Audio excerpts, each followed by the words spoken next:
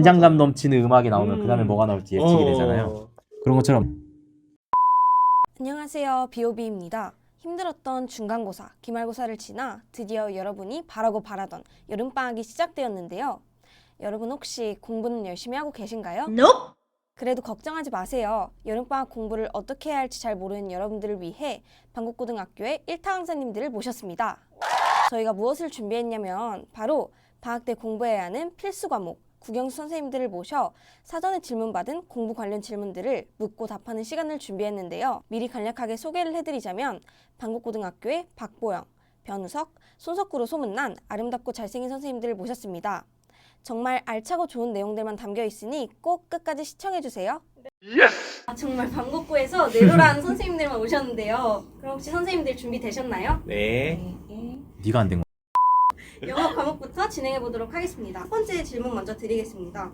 저희가 이제 모의고사를 풀다 보면 모르는 단어를 접하는 경우가 굉장히 많은데 혹시 어떤 식으로 뜻을 유추해야 할지 알 수 있을까요? 쌤들 혹시 모의고사 푸실 때 영어. 네, 학창 시절에 네 학창 학창 시절에. 시절에 수험생이 왜 단어의 뜻을 모르지?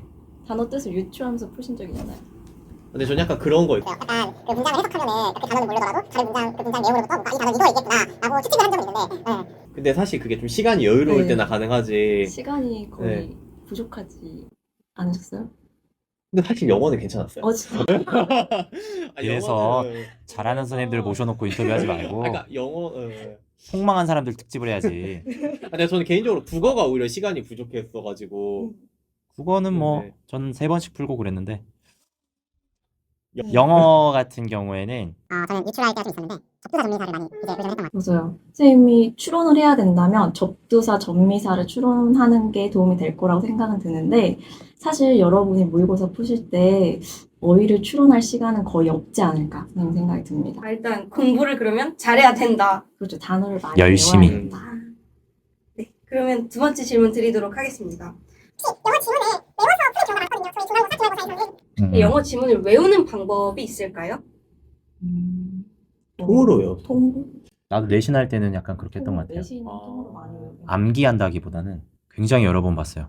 우리가 이거 암송할 건 아니니까 사실은 완벽하게 외운다기보다는 이 문장이 그러니까 어느 정도 기본적인 구조를 알면은 외운다기보다는 뜻을 통해서 어떤 전치나 어떤 단어가 들어가야 된다는 걸 우리가 기억이 나잖아요. 그런 정도까지만 질문을 받던 것 같아요. 답이 나온 것 같은데 아, 많이 보는 거 그것밖에는 답이 없고 처음에는 문장 단위로 외웠다가 그다음에 문단 단위로 외웠다가 이제 통으로 외울 수 있는 수준까지 하면 사실 내신 시험 볼 때 조금 유리한 감이 있지 않을까 싶어요. 저는 좀 그런 식으로 하긴 했어요. 뭔가 선생님의 스타일이 있잖아요. 문제의 스타일이. 그래서 저희 선생님 같은 경우에는 뭐 중간에 빈칸 뚫어놓고 조금 그뭐 접속사가 들어갈 거냐 아니면 무슨 문법이 들어갈 거냐 해서 외울 때 그렇게 외웠어요. 뭔가 빈칸을 내가 뚫어가지고 새로운 문제를 만들었어요. 그래가지고 빈칸 만들어가지고 여기서 내가 써보고 그리고 친구들한테 돌려봤어요. 내신 같은 경우 선생님이 확실히 좀 스타일이 있기 때문에 네. 그러니까 나는 좀 수업을 잘 들으면은 어떤 게 나올지 이미 다 느낌이 왔어요. 내신 공부에는 크게 어려움을 못 느꼈어요. 어차피 저 선생님이 저거 내겠구나 라는 게 있었어요. 그럼 혹시 지윤쌤의 스타일을 좀 알 수 있을까요? 혹시 이번에 시험 봤을 때 어떤 느낌이었어요? 어려웠어요. 좀 어려운 스타일로 합시다. 어려운 스타일로 네. 열심히 하라는 열심히 어, 하는. 예. 선생님이 모의고사 지문을 가르치다 보니까 선생님은 주제 중심으로 거의 시험 문제를 냈다는 생각이 들어요. 네, 그러면 이제 영어 과목 마지막 질문 드리도록 하겠습니다. 혹시 영어 단어를 외우는 선생님만의 혹시 특별한 방법이 있을까요? 특별한 방법은 거의 없는 것 같고 단어를 외우는 것도 많이 보는 것밖에는 답이 없는데 이제 보통 아이들이 공부하는 거 보니까 하루에 50개씩 배우기 이렇게 하더라고요. 근데 그 다음날도 새로운 단어 50개를 그냥 보더라고요. 그러면 안 되고 그 전날 봤던 단어도 복습해 가면서 외워야 장기적으로 기억에 남지 않을까 싶어요. 90개밖에 안 해요? 요즘? 정말 교육과정 한가해졌구만. 저 같은 경우에 좀 단어 외울 때 예문을 좀 같이 봤던 것 같아요. 그래서 뭔가 그 단어가 좀 뭐냐 이제 많이 쓰이는 그런 예문 같은 거 같이 보면서 아 그래서 그 예문의 예였구나. 약간 저는 전체적인 맥락으로 단어를 좀 같이 외웠던 것 같아요. 이렇게 영어 과목 질의응답은 끝났고요. 자, 그럼 이제 학생들이 제일 어려워하는 제일 어려워하나요? 수학인가? 수학이요? 네, 어, 수학 과목을 이제 진행해 보도록 하겠습니다. 먼저 첫 번째 질문 바로 드리겠습니다. 이제 저희가 이제 방학 때는 사실 수학 실력을 올리기 가장 좋은 시기라고 하잖아요. 그래서 이제 선생님께 질문할게. 방학 때 할 수 있는 단계적인 수학 공부 방법이 있을까요?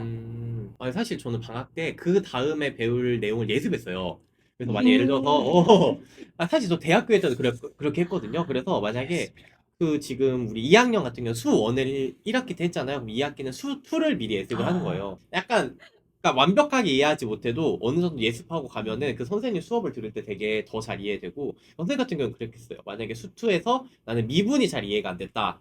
그러면 그 수업 때 좀 집중해서 들었어. 그래가지고 내가 이해 안 되는 부분 있으면은 이거 나왔으니까 되게 빨리 열심히 들어야겠다 하고 집중해서 듣고 이런 식으로 공부를 했고 솔직히 좀 예습을 할 때 이런 식으로 했어요. 만약에 개념을 딱 공부하면은 그 개념을 내가 만약에 지우쌤한테 설명할 수 있다. 그러면 이해했다고 넘어가는 거예요. 그리고 만약에 개념이 이해 안 된다. 그럼 예시를 좀 들었어요. 예를 들어서 미분 이해 안 된다. 그럼 미분에 대한 예시를 내가 좀 찾아봐서 예시로 이해를 했던 경우가 많았던 것 같아요. 미분의 예시? 미분의 예시가 이게 굉장히 지금 나온 말 중에 지금 어려워. 뭐 예습, 집중, 설명, 예시 중에 우리 애들이 할 수 있는 게 하나도 없네. 어떡하지? 우리들은 복습. 근데 솔직히 복습은 수학에서 앉아있기. 저는 개인적으로 크게 중요하지 않다 생각해요. 왜냐면 예습을 하면서 그게 자연스럽게 복습이 되거든요. 어차피 수학은 연결되는 과목이기 때문에 수투를 하면서 수원 내용이 자연스럽게 복습이 돼요. 그래서 저는 예습이 약간 두 마리 토끼를 둘 다 잡는 공부 방법이다라는 생각을 하거든요. 혹시 중학교 때 수학을 포기해서 이미 1학기 수학이 너무 어려웠던 친구들은 방학 때 어떻게 보내면 좋을지. 그래도 그럼 뭐 마라탕이나 먹으면서 즐겁게 보내야지. 수학을 영영 포기하고 그래도 저는 예습을 하는데 그 모르는 내용이 나오면은 그 부분만 잠깐 다시 보는 걸 추천해요. 예를 들어서 뭐 그 수투에서도 제일 처음에 무슨 유리함수가 나와요. 기억이 안 나잖아요. 유리함수 파트만 잠깐 보는 거예요. 그리고 다시 넘어가고 이런 식으로 메꾸는 식으로 공부를 하는 게 좋은 것 같아요. 역시 이런 거는 수학을 못했던 사람이 설명을 해. 지윤 쌤도 그러면 혹시 어떻게 방학 때 했는지 좀 수학을 못하는 자의 입장에서 한번. 수학을 못하면 네. 지금 2학기 걸 할 여력이 없어요. 아 지금 얼른 중학교 수학부터 다시 복습해야 되는 충격에서 상황이라 일단 벗어나와야 되기 때문에 중학교 거부터 하면서 자신감을 좀 갖고 진짜요? 1학기 거를 이제 좀 해보고 이런 거였구나 하고 이제 2학기가 시작되면 진짜? 선생님과 함께 그래도 불구하고 저는 예습을 꼭 해봐라 라고 예습 좀 권하고 꼭 싶긴 이제 해요. 해봐라. 예. 그렇다면 이제 수능에 나오는 21번 문제, 30번 문제와 같은 문제를 푸는 수학 최상위권으로 가기 위해서 해야 하는 특별한 공부법이 있을까요? 근데 사실 진짜 30번은 좀 타고 나야 될 수도 있는데 트렌드가 바뀌었어요. 예전에는 예전에는 저도 30번을 진짜 타고 나야 되는 문제로 만들었는데 이제는 트렌드가 바뀌어서 중상위권 문제가 대부분 많이 나와요. 그래서 심지어 30번보다 29번이 더 어려울 수도 있어요. 근데 일단은 사실 저 같은 경우에는 좀 특이하긴 한데 이런 거 했어요. 문제 만들기 좀 했어요. 그래서 뭔가 이제 그 29번 문제가 있잖아요. 그거를 풀어본 다음에 그 개념을 가지고 제가 새로운 문제를 또 만들어봤어요. 좀 걔랑 비슷하게. 그래서 뭔가 풀어보고 그리고 문제를 만들면은 내가 어디서 모르는지 좀 깨달아요. 내가 이 개념을 모르는구나. 아니면 여기서 오류가 나는구나. 뭐 사실 좀 저는 친구들하고 스터디를 많이 했던 것 같아요. 수학하면서 너 이 문제 어떻게 풀었어? 하면서 뭐 얘기 들어보고 너 그거 틀렸어. 막 이런 식으로. 아니면 걔가 저한테 틀렸다고 해요. 그러니까 약간 진짜 좀 최상위권 친구랑 같이 어차피 최상위권 지금 질문이잖아요. 네. 그 친구랑 같이 서로 이렇게 소통하면서 공부를 해야지 내가 그 영역까지 올라가는데 그 더 뛰어넘으려면은 내 노력으로는 안 되는 것 같아요. 뭔가 친구랑 대화를 하거나 아니면 그 최상위권 친구가 없다. 그러면은 선생님하고 좀 대화를 하는 걸 추천해요. 최상위권이 왜 지금 유튜브를 보고 있겠냐고. 최상위권과 함께 공부하는 게 사실 친구랑 같이 하거나 아니면 본인이 이런 식으로 풀었는데 선생님한테 좀 이런 문제 어떠냐고 이런 식으로 풀었는데 맞냐 좀 얘기해보는 게 좋을 것 같아요. 그러니까 진짜 막 내가 뭐 2등급인데 1등급으로 올라가고 싶은 이과 친구 같은 경우에는 선생님하고 좀 많이 친해져야 될 것 같아요. 와가지고 중간 쉬는 시간에 와서 막 선생님 이렇게 풀었는데 왜 전 안 풀릴까요? 아니면 이런 식으로 문제 만들었는데 제 문제 어때요? 선생님 귀찮아더라도 좀 잡아서 얘기를 해야 될 것 같아요. 혹시 그럼 선생님은 귀찮으시진 않으신가요? 선생님은 실제로 질문 많이 받아요. 지금 저희 이제 2학년 이과 최상위권 친구들 같은 경우에도 저한테 와가지고 많이 얘기를 하거든요. 근데 사실 저도 되게 재밌어요. 왜냐하면은 그런 얘기를 하길 원했어. 사실 교사할 때부터 하기 전부터 그랬는데 수학 선생님들 같은 경우에는 좋아하실 거예요. 그런 얘기를 하면 저 같은 경우는 좋아하고 네. 왜냐면 그런 거 되게 좋아하거든요. 수학을 좋아해요. 되나요? 근데 누군지 몰라가지고 야 1학년도 저도 가도 되나요? 너무 좋아. 저는 진짜 막 선생님들께서 수학 문제 물어보면 너무 재밌어요. 그러면 이제 정말 마지막 질문 네. 드리겠습니다. 이제 저희가 수학 문제집을 풀다 보면 음. 사실 거의 과반수 이상이 모르는 문제예요. 근데 이런 모르는 문제에 봉착을 했을 때 사실 공부할 시간도 촉박한데 이거를 얼마 정도 고민을 해야 되나, 얼마 정도 고민을 하고 답지를 봐야 하나라는 고민을 하게 되는데 혹시 얼마나 고민하다가 답지를 보는 게 가장 효율적일까요? 모르겠네. 근데 이게 사실 질문 자체가 좀 이상한 게 내가 진짜 이거를 풀기 위한 개념 자체가 없어가지고 못 푸는 건지 아니면 그 수학 약간 그럴 때 있잖아요. 되게 알맞은 도구가 딱 들어갔을 때 그 쾌감.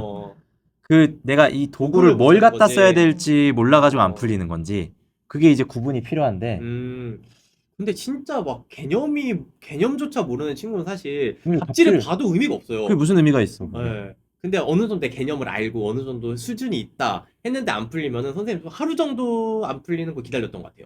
그리고 사실 저는 답지를 끝까지 안 보긴 했어요. 어떻게 하냐면 하루 종일 안 풀렸어. 그럼 그냥 넘겨요. 그다음에 그냥 계속 일주일 동안 공부하다가 그 다음에 한 일주일 뒤에 다시 그 문제로 돌아왔어요. 그러면은 풀리는 경우가 많거든요. 그래도 안 풀려.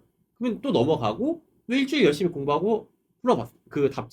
풀어서 맞춘 경우가 대부분이고 선생님 같은 경우에는 그런 문제 같은 경우에는 맞췄어도 답지를 좀 봤으면 좋겠어요.